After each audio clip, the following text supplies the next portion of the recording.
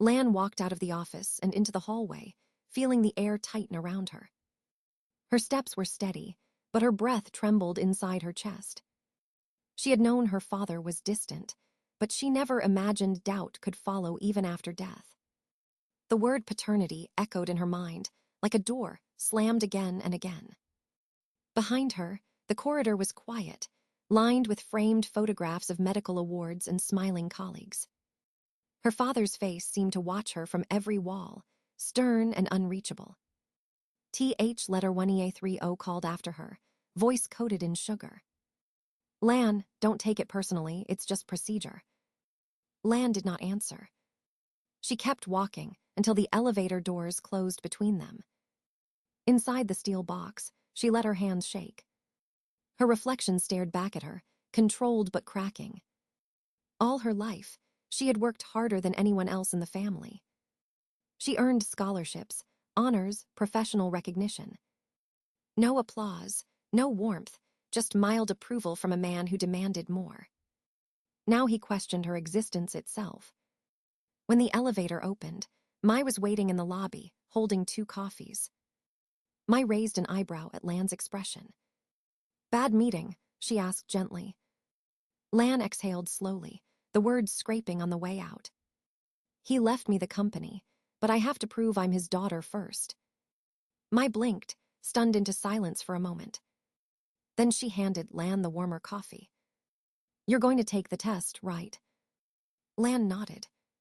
But her reasons were shifting inside her like sand. It was not only about inheritance. It was about identity. About 30 years of being measured and found insufficient. They walked out into the cold afternoon street.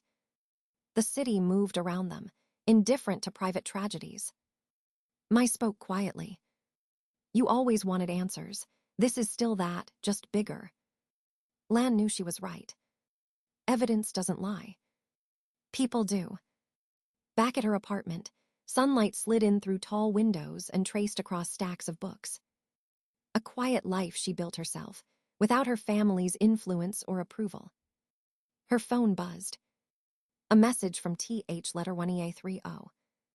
Family dinner tonight. We should talk. Lan stared at the screen. The word family felt like a joke with chipped paint and a cracked frame. She typed back, I'll come. Not out of obligation, but because she needed to look them in the eye. That evening, the dining room was arranged like a stage. Crystal glasses, silver cutlery, a vase of lilies that smelled too sweet. Min poured wine with slow, perfectly controlled movements. We are concerned for you, she said. Her tone soft, her eyes distant. TH letter 1EA30 added, it doesn't have to be dramatic, just sign a waiver. You don't need the test. Lan's voice was calm. Father required it. If I refuse, I prove his doubt was justified. Silence stretched thin across the table. Min's hand froze midair. TH letter 1EA30 looked away. Lan finally understood. This was not about embarrassment. This was fear. Not hers. Theirs. And for the first time, she felt steady. She would take the test. She would follow the truth. And she would not look away. Lan returned home after the dinner, but the apartment felt unfamiliar. She set her keys on the table and stood still in the quiet. The silence pressed against her ribs, heavy and close. She replayed her mother's expression again and again. Not shock. Not anger. Fear. Fear so sharp it trembled beneath her polished voice. Lan walked to the bookshelf and pulled down an old photo album. She had not opened it in years. The first page showed her father holding TH letter 1EA30 as a toddler, both smiling, bright and flawless. The next page showed her mother laughing beside him at a hospital charity gala. Lan studied their faces, searching for something she never questioned before. Then she turned to a page she barely remembered. Her mother standing beside another man. Tall, dark-haired, smiling warmly. His hand rested lightly on Min's back in a way too familiar to be casual. Lan traced the edge of the photograph. There was no caption. She checked the date, printed in faint type, along the album edge. The year matched the year letter 1EA30 was born. Her chest tightened. She reached for her phone and texted Mai. I need records, hospital staff directories, year ranges, 1986-1987. Mai replied almost instantly. Meet me tomorrow morning. I'll pull everything. Lan closed the album and sat on the edge of her bed, staring at the wall. If there was a secret, it was not small. Not accidental. Not brief. The next morning, the university archives room smelled of paper, dust, and quiet. Mai already had folders stacked neatly on the table. She pushed one toward Lan. Look at this first. Lan opened it. A printed staff list from the hospital. There he was. Dr. Adrian Moreau. Visiting cardiac surgeon from France. Dates of appointment, December 1986 to December 1987. The exact span of her mother's pregnancy, with letter 1EA30. Lan swallowed hard, throat dry. Mai slid another folder forward. Event photos from hospital newsletters. In each one, Min stood next to Adrian, sometimes touching his arm, sometimes laughing up at him, sometimes looking at him with a softness Lan had never seen directed at her father. Lan whispered, so it wasn't just suspicion, he knew. Mai nodded. Your father was a surgeon. Precision wasn't just in his hands. Lan exhaled slowly, as if releasing decades of confusion. But if he knew, why didn't he say anything? Mai closed one of the folders. Because saying it would break the family image, he needed the world to believe. Lan looked down at her hands. They were steady now. Too steady. Her father built his legacy on mastery and control. Her mother built hers on elegance and silence. And Lan had built hers on truth. Even when it hurt. She gathered the folders and placed them into her bag. I'm going to finish this, she said quietly. Mai nodded once. You already started. Lan spent the next few days buried in research. The archive reading room became her refuge and her battlefield.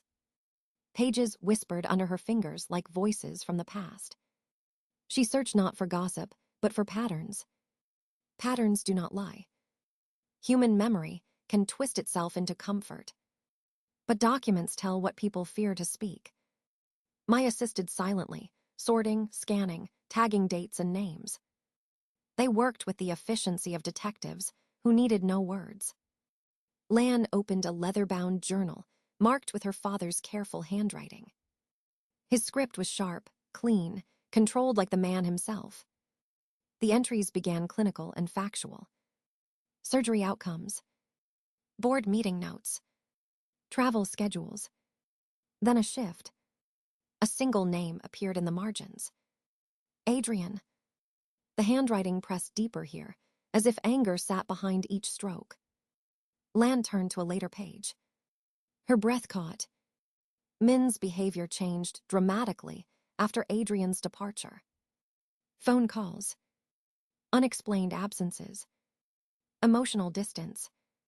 Her father had written the dates. Matched them to pregnancy timelines. Matched them to travel logs. Matched them to blood type incompatibilities. Lan's fingers tightened on the edge of the page.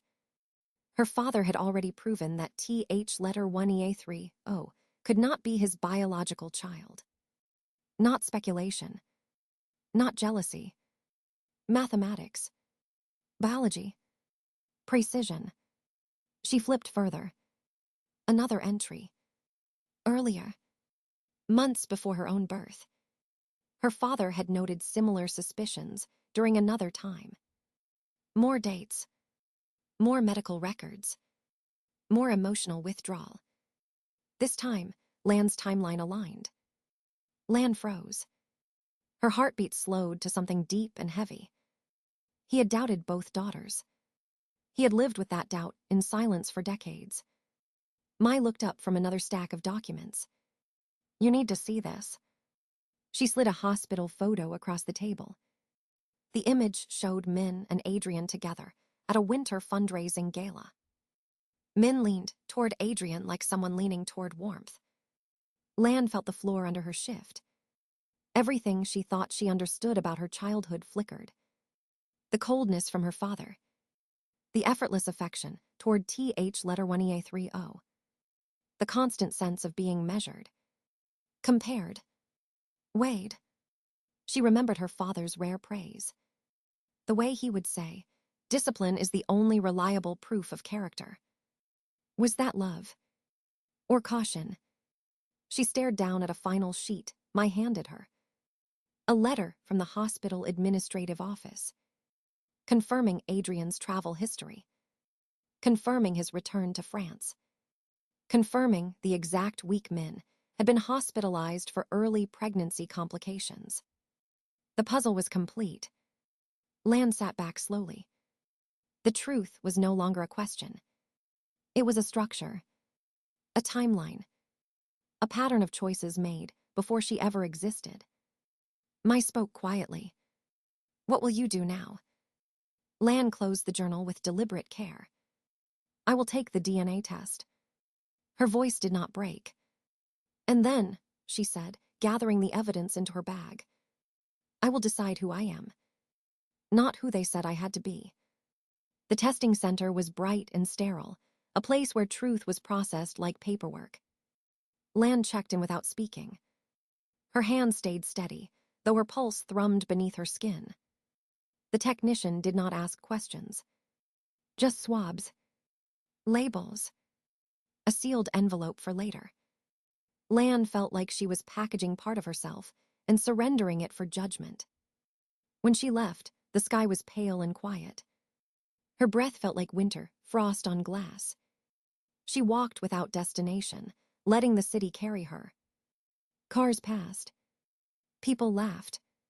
The world continued with no regard for unraveling identities. That night, she could not sleep. She sat on the floor beside her coffee table, staring at stacks of documents. Her father's handwriting haunted her vision.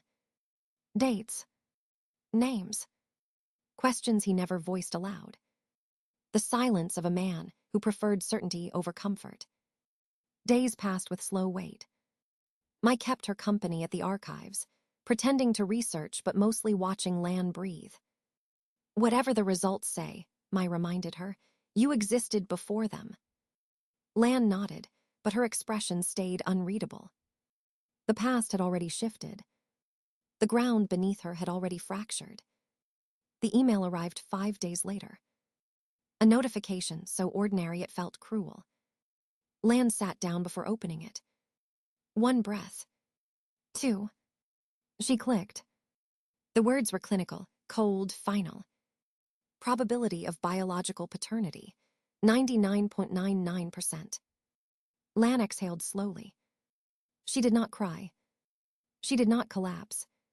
She simply felt an internal axis shift. She was her father's daughter. Not chosen. Not adopted. Not accidental. But deliberate. Yet the relief was not clean.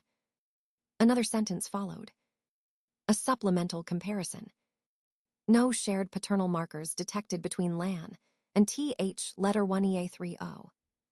The room became unbearably still. Her sister was not her sister by blood. Her father had known, and lived with the absence of truth. Lan closed her eyes. This was not victory. This was loss in a different shape. She remembered childhood nights of sitting at the dining table, working late on homework. Her father passing by, never touching her shoulder, never offering praise. And now she understood. Not rejection. Not indifference. Restraint. He had withheld emotion because he feared believing in something that could be taken. Lan whispered into the quiet room, "You should have asked me to stay." Mai knocked softly and entered with 2 cups of tea. She saw the result on the screen. She did not ask. She simply sat beside Lan. Lan leaned back against the sofa, breath unsteady but controlled. There is something I have to do, she said. Mai nodded. You're going to tell them. Yes. Lan's voice did not waver. No rage. No triumph. Only truth. She stood and gathered the folders into her bag. The city outside glowed with evening lights. Tomorrow, she would walk into the center of her family's quiet, polished world. And she would break it open. Lan scheduled the meeting at Mr. Kwong's office, the same room where everything began. The long wooden table reflected the morning light like a stage awaiting actors. She arrived first, placing her folders neatly before her. No shaking hands. No restless breath. Just stillness born from certainty. Mai sat at her side, silent support in the shape of presence. Minutes later, Min and TH letter 1EA30 entered together. Min wore a tailored dress and restraint like armor. TH letter 1EA30's eyes were rimmed red, but her posture remained poised, practiced for an audience. Mr. Kwong joined last, closing the door with quiet finality. No voices echoed. Only breathing. Lan opened the first folder and slid copies across the table. Her movements were precise, almost ceremonial. Before we discuss anything further, she said calmly, you need to see this. TH letter 1EA3 hesitated before touching the pages. Min took hers with hands that were no longer steady. Mr. Kwong adjusted his glasses, reading quietly, his expression unreadable. The DNA reports lay open like exposed wounds. Lan spoke softly, but the words struck hard. I am father's biological daughter. The sentence fell like a weight ending its fall. No one reacted immediately. Then Lan continued. And TH letter 1EA30 is not. TH letter 1EA30's breath fractured. Her fingers clutched the table edge, as if the ground had disappeared. Min pressed her lips together, holding back words that once came easily. Mr. Kwong remained still, honoring the truth as it unfolded. TH letter 1EA30 whispered, so what am I? A mistake? Lan shook her head. No, you were loved, but the truth was hidden from both of us. Min's voice cracked for the first time in years. I thought I could keep the family whole. Lan met her mother's eyes. You kept it quiet, you didn't keep it whole. Min's shoulders lowered, the mask slipping. There was loneliness, there were choices, and consequences. I paid for them every day. TH letter 1EA30 stared at the reports again, tears slipping down her face silently. I tried so hard to be perfect, she whispered. Lan's chest tightened. For him or for yourself? TH letter 1EA30 didn't answer. Silence settled like dust in sunlight.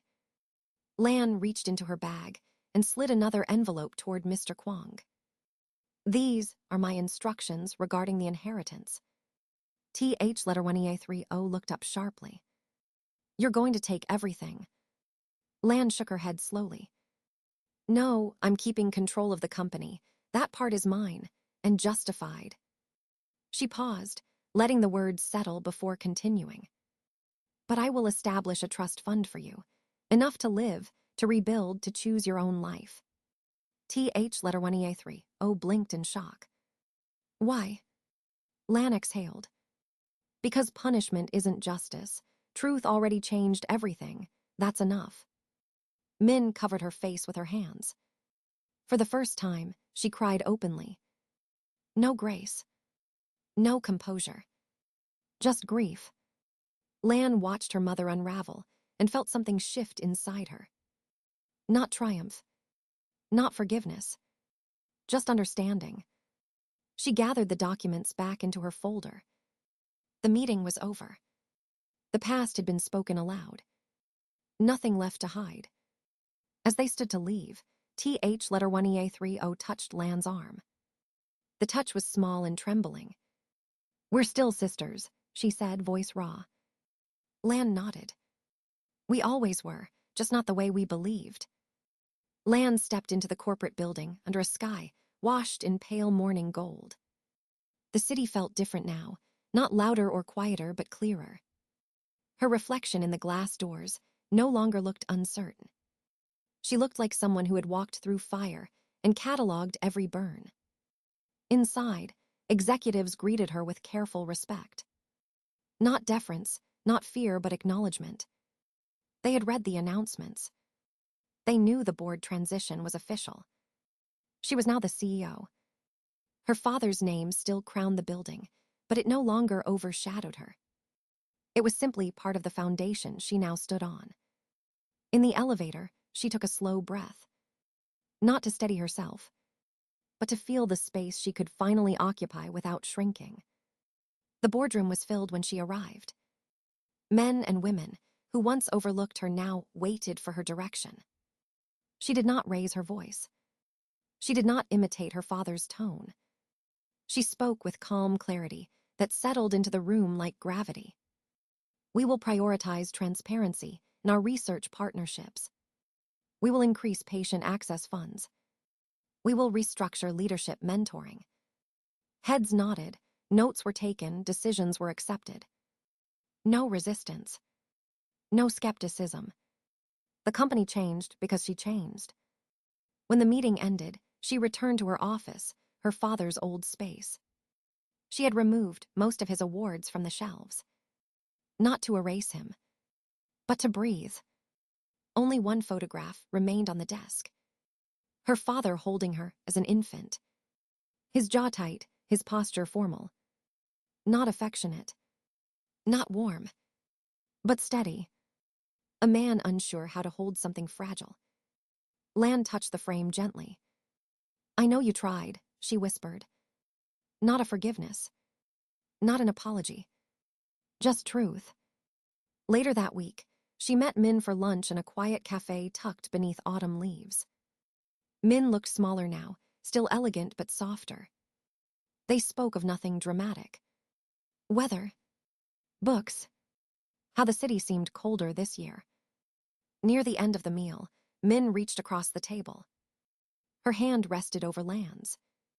"You deserved better from both of us," she said, voice thin with honesty. Lan did not respond with comfort. She simply nodded. Truth was enough. TH letter 1EA3, O called from the West Coast 1 month later. Her voice was steady, but touched with something newer. Humility. Healing. "I'm learning to live without pretending," she said. Lan smiled. "That's the hardest part." They talked for an hour. No roles. No performance. Just two women, rebuilding something that had been broken long before they were born. Seasons shifted. The company grew. The past did not disappear, but it stopped bleeding. 1 year after the funeral, Lan stood at her father's grave. Wind moved gently through the grass. No weight pressed on her chest. No questions remained unanswered. She placed a single white lily on the stone. "I am my own," she said quietly. Not to him. To herself. The city morning was quiet, touched by soft light and distant traffic. Lan walked along the riverside path with slow, unhurried steps. The air felt clean, like something had been opened inside her. She remembered the girl she used to be, always reaching, always proving. That girl no longer held the center of her life. The company no longer felt like a test she needed to pass. It was simply work she chose to continue. Her relationships no longer felt like stages where she performed for love. They were conversations, gentle and real. She spoke with TH letter 1EA30 every week now, not to repair the past, but to build a new present. They did not pretend to be what they were not. And somehow, that made them closer than before. Min visited sometimes, quieter, more careful with her words. They did not discuss blame. They discussed how to keep going. Lan learned that truth did not heal everything, but it made space where healing could begin. She paused at the railing and watched sunlight dance across the water. No past pulled her backward. No future demanded proof of her worth. She simply existed, steady and complete.